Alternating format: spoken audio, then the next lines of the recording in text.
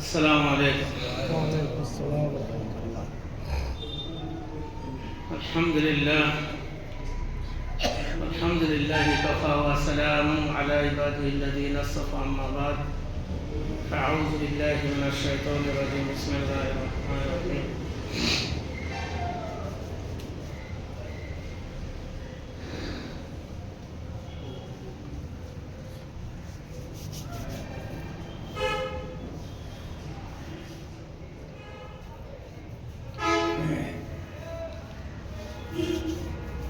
لا يسمعون فيها لغوا ولا تأثيما إلا قيلا سلاما سلاما.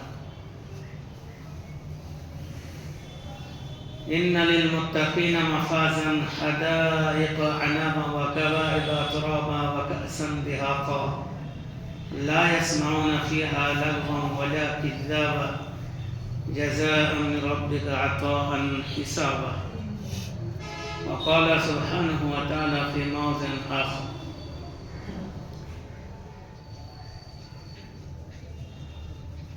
والسابقون السابقون أولئك المقربون في جنات النعيم ثلة من الأولين وقليل من الآخرين على سرر موضونة متكئين عليها متقابلين يطوف عليهم ولدان مخلدون بأكواب وباريك وكأس من معين لا يصدعون عنها ولا ينزفون وفاكهة مما يتخيرون ولحم طير مما يشتهون وحور عين كأمثال اللؤلؤ المكنون جزاء بما كانوا يعملون. لا يسمعون فيها لغوا ولا تأثيما إلا قيلا سلاما سلاما. وأصحاب اليمين ما أصحاب اليمين في سدر مخضود وطلح موضود وظل ممدود وماء مسكوب وفاكهة كثيرة لا مقطوعة ولا ممنوعة وفرش مرفوعة إنا أنشأناهن إنشاء فجعلناهن أبكارا عربا أترابا لأصحاب اليمين. صدق الله العظيم. وقال رسول الله صلى الله عليه وسلم قال: ما بين بيتي ومنبري روضة من رياض الجنة. وقال رسول الله صلى الله عليه وسلم: ما بين بيتي ومنبري وحوضي روضة من رياض الجنة، أو كما قال عليه الصلاة والتسليم. محترم बुजुर्गों আল্লাহ সুবহানাহু ওয়া তাআলার অনুপম মেহেরবানি, তিনি আমাদেরকে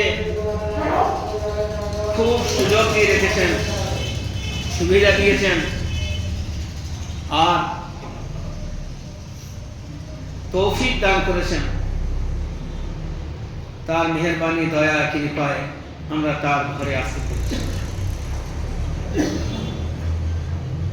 আল্লাহ তাবারক ওয়া তাআলা কুল কায়নাতের মালিক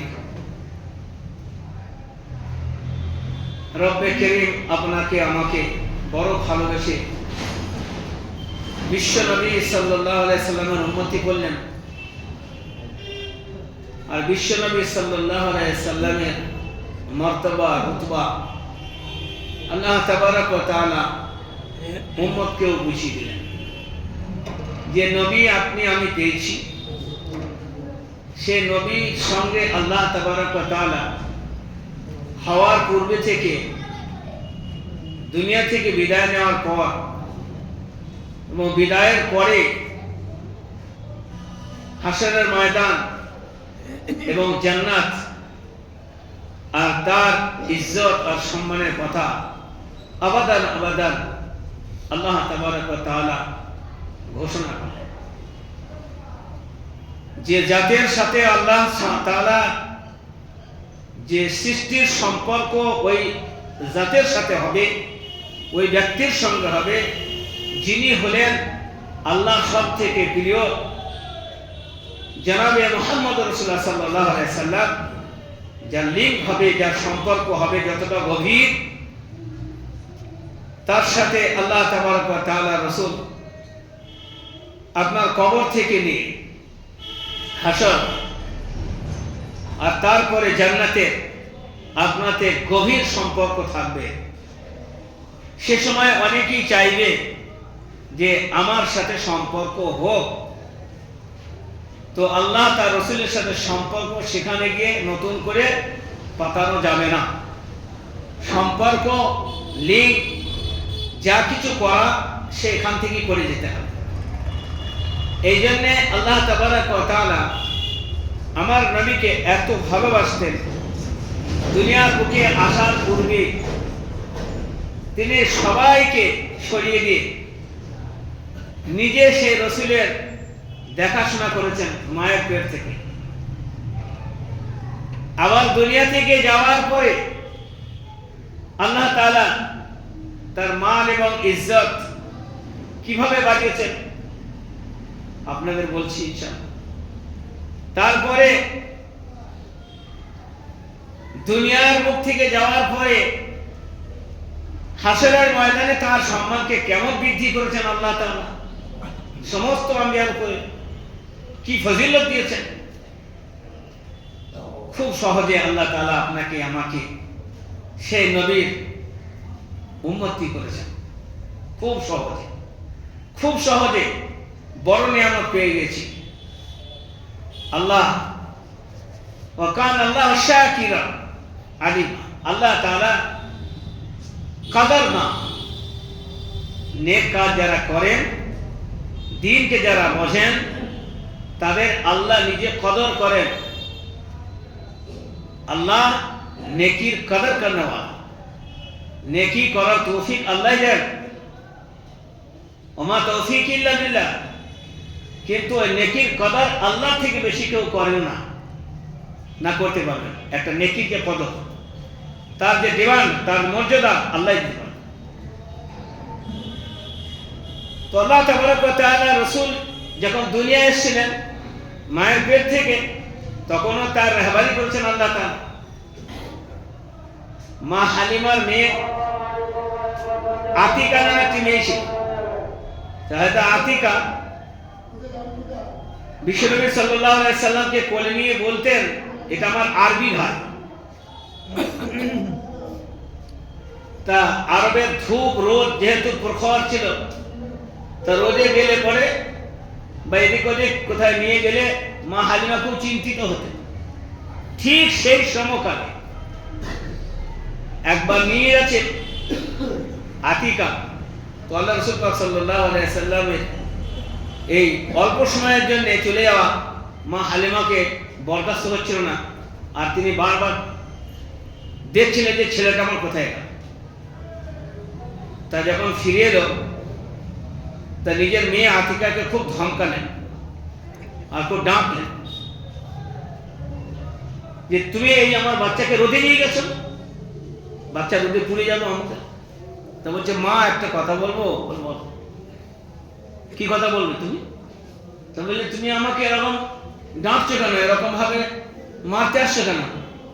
আমার ভাইকে আমি যখন নিয়ে আসছিলাম না, তা আমার ভাইয়ের মা উপরে সবসময় ছায়া ছিল। আমি যেখানে যেতাম না, ওই ভাইয়ের কারণে আমার উপর ছায়া হয়ে যেত। আল্লাহ মেঘকে হুকুম দিস ছাতা। আজ পর্যন্ত কেউ করতে পেরেছে? রসুল যেখানে ছায়া সেখানে, রসুল যেখানে ছায়া সেখানে।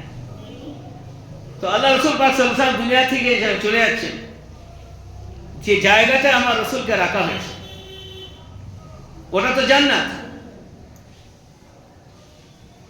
আর উম্মত যখন জিয়ারত করতে যান এই মানুষরা, তো যখন সে রসুলকে জিয়ারত করেন, তার সাথে সাথে সে জান্নাতেরও জিয়ারত করেন। রসুলকে যখন সালাম করেন, তো জান্নাতে থাকা রসুলকে সালাম করেন, আমার রসুল জান্নাতে অবস্থান করছেন। বুখারী শরীফের রাওয়াত, আল্লাহ রাসূল পাক সাল্লাল্লাহু আলাইহি ওয়াসাল্লাম বলছেন, মা বাইনা বাইতি ওয়া মিম্বারি राउज़तुम मिन रियाज़िल जन्नह। मेरा घर और मेरे मेंबर तक ये जन्नत का बाग है। और एक रवायत में है कि मा बैना बैती व मिंबरी व हाउज़ी राउज़तुम मिन रियाज़िल जन्नह। আমার ঘর থেকে হাউস পর্যন্ত এটা জান্নাতের টুকরো। এই আমার মেম্বারই হাউস হবে, হাউজে কাউসার যেটা হবে, ইন্না আতাইনাকাল কাউসার ফাসাল্লি লিরাব্বিকা ওয়ানহার, এই মেম্বারই হাউস আর আমার ঘরই জান্নাত।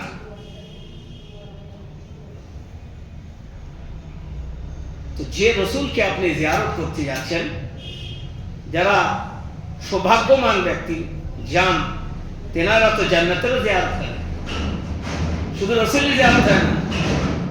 মান যারা কবরে ওয়াজাবাত লাহু শাফাআতি, और যে আমার রসুলের জিয়ারত করতে যায় খালিস নিয়তে হালাল পয়সা আল্লাহকে রাজি করার জন্য, তো রসুল বলেন আমার জন্য ওয়াজিব যে তার জন্য কাল কিয়ামতের সুপারিশ করব। এই জন্য আল্লাহ রসুল পাক সাল্লাল্লাহু আলাইহি ওয়াসাল্লাম যে জায়গা আছেন সেটা হলো জান্নাত, আর জান্নাতের মধ্যে রাখা হয়েছে আমার রসুলকে। আর যে রসুল জান্নাতের মধ্যে আছেন সে রসুলের জিয়ারত করতে যারা জানছেন তা জান্নাতে জিয়ারত করতে যাচ্ছেন। একদিকে খবর বাহ্যিক দৃষ্টিতে, আর তার আভ্যন্তরীণ বিষয় হলো সেটা জান্নাত। রসুল বলছেন এটাই জান্নাত, এখানেই হাউস। যে তার সঙ্গে সম্পর্ক রাখবে, যদি ভালোর দিকে রাখে, তো আল্লাহ তার রসুল পাক সাল্লাল্লাহু আলাইহি ওয়াসাল্লাম ফয়সালা সে জান্নাতি নবীর সঙ্গে হবে, তার ঠিকানা আল্লাহ তাআলা জান্নাতের করে দেবেন, যদি সেই সম্পর্ক আমরা করে যেতে পারি। এই জন্য জান্নাতের মধ্যে কোনো ঝামেলা নাই। কুফারে মুশরিক আল্লাহ রাসূল পাক সাল্লাল্লাহু আলাইহি ওয়াসাল্লাম যে ঘরটায় ছিলেন, সে ঘরটায় যেদিনকে আর আল্লাহ রসুলকে দুনিয়ায় রাখবে না, কুফাররা ইসলামকে প্রতিমুহূর্তভাবে ইসলাম মিটিয়ে দেবে, আর ইসলামের ধারক বাহকদের মিটিয়ে দেওয়া হবে। আমরা অনেক সময় ভয় পেয়ে যাই, আমল দুর্বল হওয়ার কারণে, আমরা মালের লোভের কারণে, দুনিয়ার মহব্বতের কারণে অনেক সময় ভয় পেয়ে যায়। কিন্তু ইসলাম তথা মুসলমানরা খোদাই খানদানের সাথে সম্পর্ক রাখে। আল্লাহ সুবহানাহু ওয়া তাআলা বলেন, এ ঈমানদার আমার খানদান। রাসূল কারীম সাল্লাল্লাহু আলাইহি ওয়াসাল্লাম খোদাই খানদান থেকে সম্পর্ক রাখে ঈমানদাররা। তার রাসূলকে জিজ্ঞাসা করতে, ইয়া রাসূলুল্লাহ, আল্লাহ তো কুল হুয়াল্লাহু আহাদ, আল্লাহুস সামাদ, লাম ইয়ালিদ ওয়া লাম ইউলাদ ওয়া লাম ইয়াকুল লাহু কুফুয়ান। আল্লাহ তো বিয়ে নেই, শাদী নাই, তো সন্তান নাই, কেউ নাই, তা ফের খানদান কি করে হয়, বংশ কি করে হয়? তো এক জায়গায় আল্লাহ তাআলা বলছেন, আহলুল কোরআন আহলিনা, যারা আহলে কোরআন তারা আমার আহল, আমার পরিবার বর্গ, যারা কোরআন পড়ে, কোরআনকে মানে, কোরআনকে বোঝে, যারা আহলুল কোরআন, হুম আহলুনা, তারা আমার আহল, তারা আমার পরিবারস্থ। আমাদের সৌভাগ্য শুধু আমরা রসুল পাইনি, আমরা আল্লাহ সুবহানাহু ওয়া তাআলার পরিবারস্থ হতে পেরেছি। গর্ব যদি করতে হয় এই বিষয়ে, ফালিয়াতানাফাসিল মুতানাফিসুন, লোভী ব্যক্তিদের জন্য জান্নাতের এই নিয়ামত, আল্লাহ রেজামন্দি, এই জিনিসের উপর লোভ করা দরকার। কোনো কষ্টই নয়। আবু বকর সিদ্দিক রাদিয়াল্লাহু তাআলা বলেছিল, লা খায়রা ফি খায়র ইল্লা বাদাহুল নার, কোনো ভালোই নয় তাতে সে দুনিয়ার যত রকমের সে ভালো, কোনো ভালোই নয় যদি সেই ভালোর পরে তাকে জাহান্নাম দিতে হয়। ওয়ালা শাররা ফি শাররিন ইল্লা বাদাহু জান্নাহ, আর কোনো কষ্ট, কোনো খারাপই নয় যদি সেই খারাপ থেকে পরিত্রাণ পেয়ে সে জান্নাত পেয়ে যায়। বুকের ওপর দিয়ে লোহার মই চলে যায়, মাথার ওপর দিয়ে আপনার ঝড় বয়ে যায়, প্রয়োজনে মাথা দিয়ে দিতে হয়, বলে তবুও সহজ। লা শাররা ফি শাররি, কোনো কষ্টই নয়, ইল্লা বাদাল জান্নাহ, যে তারপর সে জান্নাত পেয়ে যায়। বুকে হেঁটে, হাতে পায়ে হেঁটে, ছেঁচড়ে, কষ্ট করে, ওই সাহাবীর মতো উম্মে মাকতুম রাদিয়াল্লাহু তাআলা আনহা, যে মাটি হাতড়ে হাতড়ে এসেও যদি আল্লাহকে রাজি করতে হয়, লা শাররা ফি শাররি, কোনো কষ্ট নাই, ইল্লা বাদাল জান্নাহ, যে তারপরে জান্নাত পাওয়া যায়। এসব কষ্ট মনে থাকবে না। যেমন মা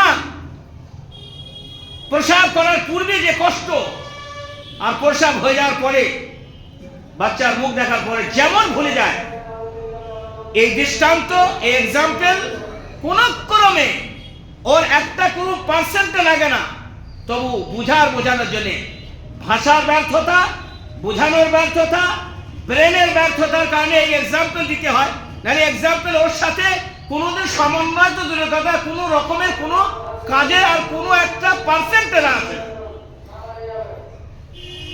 সারা জীবন যদি হযরত আইয়ুব আলাইহিস সালামের মতো জর্জরিত হয়, দুঃখে কষ্টে চতুর্দিক থেকে ঘেরা থাকে, এই আধ্যাত্মিক কথা মুসলমানদের সহজে বুঝে আসবে না।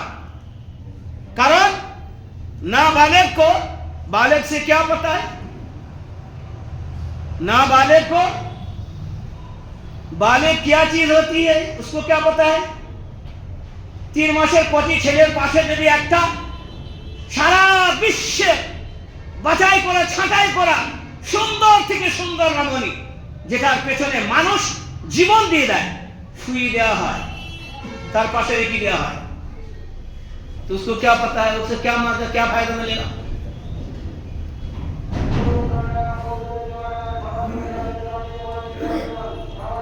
तो आध्यात्मिकेर पता, आध्यात्मिकेर किनाराय, आध्यात्मिकेर कोनो ऑप्शन तार अंतरे नय।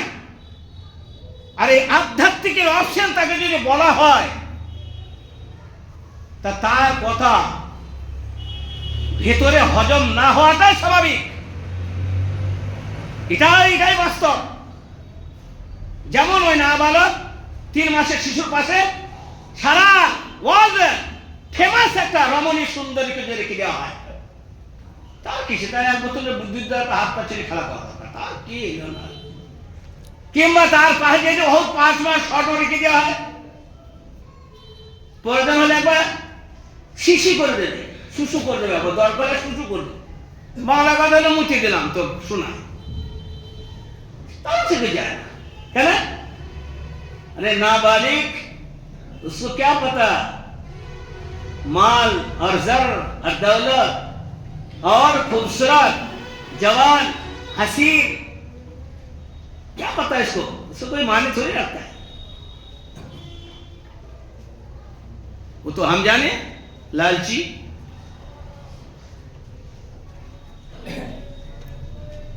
আল্লাহ রাসূল পাক সাল্লাল্লাহু আলাইহি সাল্লামের যে জান্নাত, যে নিয়ামত আমাকে আপনাকে দিয়েছে, আল্লাহ তাবারক ওয়া তাআলা ওয়াদা করেছেন, তার জন্য সারা জীবন যদি এরকম কষ্ট যায়, তবুও সেটা স্বাভাবিক এবং সেটা কম। আল্লাহ রাসূল পাক সাল্লাল্লাহু আলাইহি সাল্লাম বলেন, জান্নাতে কোনো রকমের কোনো কষ্ট নাই। রাসূল জান্নাতে শুয়েছেন, 100টা জওয়ান আরব রসুলকে শেষ করার জন্য, শহীদ করার জন্য, ইসলামকে মিটিয়ে দেওয়ার প্রসঙ্গ নিয়ে চতুর্দিকে ঘিরে আছে। আর আল্লাহ কি বলছেন, লা তাসমাউ ফিহা লাগবা ওয়ালা কিযাবা ইন্না লিল মুত্তাকিনা মাফাজা ওয়া হাদাইকা আ'নাবা ওয়া কাওয়াইবা আতরাবা। জান্নাতে কোনো ফিতনা নাই, কোনো ঝামেলা নাই, কোনো কিচ্ছু নাই, না কেউ সেখানে আক্রমণ করতে পারবে, না সে সেখানে যেতে পারবে, কারণ বাপের ক্ষমতা নাই। সেখানে তো ইমানদারই খেলা হবে, শুধু মুমিনের খেলা হবে, যাবে কি করে। আর রাসূল আমার জান্নাতে শুয়ে আছেন, আর এই কুফার বসে ভাবছে তা তো বাড়িতে রাসূল, আমার ঘর আর রাসূলের ঘর একই রকম। যেমন আমরা মনে করি যে সারা পৃথিবীর মানুষ একই রকম, আমিও যা সেও তাই, সেও যা আমিও তাই, কখনো হতে পারে না, কখনো হতে পারে না। তো রসুলের ঘর আমার ঘর এক হবে, ওটাই ভেবেছিল। সারা রাত বসেছিল, সারা রাত বসেছিল, কিন্তু ব্যর্থ হলো যে আল্লাহ রসুলের ঘরে প্রবেশ করার ক্ষমতা হয়নি। বলে কি কারণ? লা ইয়াসমাউনা ফিহা লাগওয়া ওয়ালা তাসিমা ইল্লা কি, জান্নাতের মধ্যে আরামই আরাম। এখানে ব্যাঘাত ঘটাবে কার বাপের শক্তি আছে? তাই রসুল আমার জান্নাতে আছে, রসুল আমার জান্নাতে শুয়ে আছেন। হুজ্জাতে কেরাম উমরা করনেওয়ালা যান সেখানে, তো রসুলের ঘর জিয়ারত করেন না, ওটা রসুলের জান্নাত জিয়ারত করে।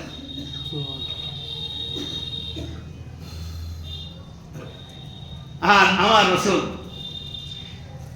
এই সম্পর্ক রসুলের সাথে যদি আপনি সম্পর্কে আবদ্ধ হয়ে যান, যেমন আবদ্ধ হলেন, হয়তো আবু বকর সিদ্দিক তিনি কোথায় অবস্থান করছেন? জান্নাতে। বলেছিলেন যে আমার হায়াতে যে ছিল, সে আমার সাথে আমার হায়াতে সুখে দুঃখে সুখে সর্ব অবস্থায়, গারে হেরাতে আমার সামনে ছিল, কাঁধে করে আমায় ছিল, সমস্ত ফুটোগুলোতে কাপড় দিয়ে বন্ধ করে একটা ফুটো নিজের আঙুল দিয়ে চেপে ধরেছিল, যে আমার রসুলকে কষ্ট হয়, সে পায়ে দংশন করেছিল বিষধর সাপ। যদি এতটা মহব্বত দেখাতে পারে, তা আমি রসুলের মহব্বত দেখতে পারি। আমি যদি জান্নাতে শুয়ে থাকি, তা আমার পাশে ডান দিকে ও আবু বকর ছাড়া অন্য কেউ শুতে পারবে না। আপনার মহব্বত, আপনার রসুলের তরিকা নিজের জীবনে আপনাবেন, আনবেন, আর আপনি খেলোয়াড় হবেন, মোটেই কোনোদিন হতে পারে খোদার কসম। রসুলের জীবন ব্যবস্থা, তার সুন্নত গুলোকে যারা আমরা অনীহা করি, যারা আমরা ভাবি এরকম, এক একটা সুন্নত আদায় করার জন্য সাহাবায়ে কেরাম নিজের জানটুকু লাগিয়ে দিয়েছেন, যে একটা রসুলের সুন্নত ছেড়ে যাবে, এটা হতে পারে না। হুযায়ফা রাদিয়াল্লাহু তাআলা আনহু ইরানি দস্তরখানায় খানা খাচ্ছিলেন, হাত থেকে লোকমা পড়ে গেছে, আজ পর্যন্ত আছে। আমার রসুল খাওয়ার তরিকা শিখিয়েছেন, টেবিলে খাওয়া হয়, আর নিজের বইয়ের শাড়িতে এমন ভাবে খাওয়া হয় যে এত অপচয় করা হয়, যদি ওই হিসাবটাই কিয়ামতের দিন আল্লাহ চান, তা দিতে পারবো না। আপনি পরের খান আর নিজেই খান, আর যদি কেউ আপনাকে দাওয়াত দিয়ে খায়, সে পর হলো কি করে? আপনাকে ভালোবাসে না, তার মাল অপচয় করবেন। আপনি কম খাওয়ার হুকুম দিয়েছে, সে জায়গায় প্লেটে ছেড়ে দিয়ে চলে আসবেন। সে ভাবুক আর না ভাবুক, খেলানেওয়ালা ভাবুক আর না ভাবুক, খানেওয়ালা ভাবুক আর না ভাবুক, তোমার আল্লাহ ভেবে বসে আছে যে একটা দানা যদি যায় হয়ে যায়, তার হিসাব তোমাকে দিতে হবে। ফুজুল না, সময়ের ফুজুল আল্লাহ পছন্দ করেন না, খাবারের ফুজুল আপনার আল্লাহ পছন্দ করেন না, কথার ফুজুল আল্লাহ পছন্দ করেন না, পোশাকের ফুজুল আল্লাহ পছন্দ করেন। ইসলামের প্রতিটি জিনিস লিমিটের সাথে এবং তার সমস্ত দিকটা হিকমত আছে, এত হিকমত, সেখানে আপনি পৌঁছাতে ব্যর্থ হতে পারি, কিন্তু তার হিকমতের যে টপ র্যাঙ্কের হিকমতের প্রসঙ্গ ভিতরে লুকিয়ে আছে, আপনি ভাবতে পারবো না। তা পড়ে থাকা খানা ইসলাম থেকে শিক্ষা দিয়েছে, দস্তরখানার উপর পড়ে গেলে তাকে পরিষ্কার করে আপনি মুছে নিয়ে খাবেন, ফেলে দেবেন না। কত নাক দেখানো হয়, একটা ভালো জায়গায় পড়ে গেল, এটা তুললে পরে একদম ছোট হয়ে যাবে, এত ছোট হয়ে যাবে যে একবার মরে যাবে। বাপরে বড় তো বেটা, 1 টাকার জন্য সুদ খায়, টাকার জন্য সুদ খায়, হারাম খায়, না খারাপ নিয়ে না মানো কি করে, ডাকাতি করে, চুরি করে, আর ওপর আবার লাভ সাহেবই চাল পড়ে গিয়ে সে খাবো না। একটা ভাত দিয়ে পড়ে গেলে পরে চা খেতে খেতে ফেলে দেয়, সিগারেট খাওয়া যদিও যদিও যদিও যদিও তারপরেও সেটা আবার একটুখানি কে একটা ফেলে দেয়। ক্যাটিং কিসের ক্যাটিং বা? হ্যাঁ, দান করার সময় বুক ফেলে যায়, মসজিদে চলে চাইলে বুক ফেলে যায়, আর খাওয়ার সময় খেলানো এমন খাচ্ছে মনে হচ্ছে মুসলমানের প্লেট নয়। এখনো খাওয়াটাই শিখতে পারবে। চেটে খাওয়া সুন্নত। বল চেটে খাবে, পরিষ্কার করে খাওয়া সুন্নত, চেটে খাবে সুন্নত। তাহলে হুযায়ফা রাদিয়াল্লাহু আনহু সেই যুগের তখন অভাব ছিল না, লোকমা পড়ে যাওয়া তুলে পরিষ্কার করে খাচ্ছে। গোলাম দাঁড়িয়ে ছিল পাশে, হাবশি গোলাম ছিল কৃতদাস সাথে, তারা তুলে যখন খাচ্ছে তা বলছে হাবিব মাতাকু, আপনি কি খাচ্ছেন?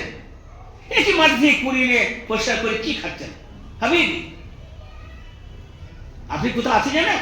শাহী দরবারে বসে আছেন। তাহলে হুযায়ফা রাদিয়াল্লাহু আনহু বলছে আতরুকু সুন্নাত হাবিবি হাওলাল হামাকাম। এই গোলাম তো এই তুই কি ভাবছিস? আমার আকার সুন্নত, আমার আকার সুন্নত, আমার জান, আমার মান, আমার দুনিয়া থেকে সব ধূলিসাৎ হয়ে যাক, আমার আকার সুন্নত তার থেকে বেশি মর্যাদা। একটা সুন্নত আমি ছেড়ে দেবো এই গাধা ঘোড়ার জন্য, যারা আমার রসুলকে বোঝে না, তার সুন্নতকে বোঝে না, আমি ছেড়ে দেবো? আপনি আপনার জীবনের ফল দেখুন যে সকাল থেকে কটা সন্ধ্যা পর্যন্ত কতগুলো সুন্নতের বীজ মারছেন, তারপরও আপনি রসুলের দলে আছেন না কোন দলে গিয়েছেন? হ্যাঁ, উচিত কথা বললে কি কষ্ট হয়? কথা খুব বাড়াবাড়ি বলে। যদি আমি বলি তা আমাকে জুদি করে মারার অধিকার রাখেন, আর যদি রসুলের কথা হয়, দিনের কথা হয়, তাহলে পরিবর্তন হওয়ার কথা ধরে কোনো লাভ হবে না, আমার কথা ধরে কোনো লাভ হবে না। হ্যাঁ, ওতে কোনো फायदा नहीं।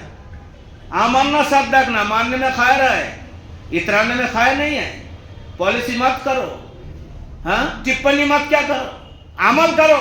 मानने के लिए कहा जा रहा है, मैं भी मानू आप भी मानो, फायदा तुम्हारे लिए हो, मेरे लिए है। अनानियत में कोई फायदा नहीं, एक्टिंग दिखाने में कोई फायदा नहीं, गुरूर करने में कोई फायदा नहीं है। जेब में पैसा है तो बड़ी बड़ी बातें करते हो, किसी ओहदा पे हो तो बड़ी बड़ी बातें करते हो, हुकूमत पे हो बड़ी बड़ी बातें करते हो, फिरौनियत जैसे अमल करते हो, और फिर अल्लाह का अज़ाब जब आता है तो फिर चिल्लाते फिरते हो। हाँ? नहीं, सब বেরেন হয়রান করে দেয়, আমরা দেখতেও পাচ্ছি যে আল্লাহ বেরেন হয়রান করে দেয়। সব তাকত একদিকে, আপনার সৌন্দর্য, বিলাসিতা, অ্যাক্টিং, নাফরমানি সব একদিকে হয়ে যাবে। আপনি দেখতে পাচ্ছেন, হ্যাঁ, যে আল্লাহ যদি কাউকে জ্বালায় তা কেউ ঠান্ডা করতে পারবে না, আর আল্লাহ যদি ঠান্ডা করে দেয় কেউ জ্বালাতে পারবে না। আমাদের টার্গেট আল্লাহকে রাজি করা আর জনাব রাসূলুল্লাহ সাল্লাল্লাহু আলাইহি ওয়াসাল্লামের তরিকায় জীবনযাপন করা। আল্লাহ বুঝার তৌফিক দান করুন। ওয়া আখিরু দাওয়ানা আলহামদুলিল্লাহ।